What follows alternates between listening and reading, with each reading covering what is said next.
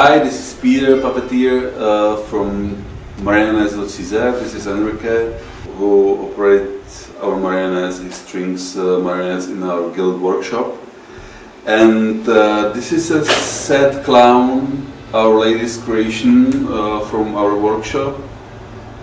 He will play in France and he will play a person who realizes that he's connected to upper power, let's say God, with strings, and he starts to tear down the strings and he starts to die slowly.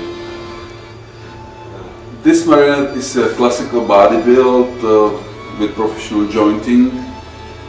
What's special about it is that we had to make a totally different operational device to be able to release the strings from it down, as you can see on the video. And you can see the marionette is slowly kind of dying. I like this character, it's visually pure,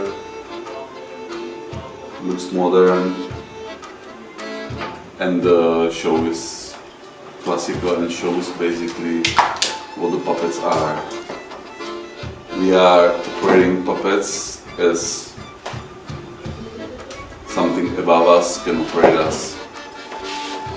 And the show ends by dying, or the marionette is dying.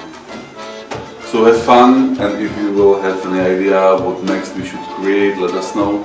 Bye.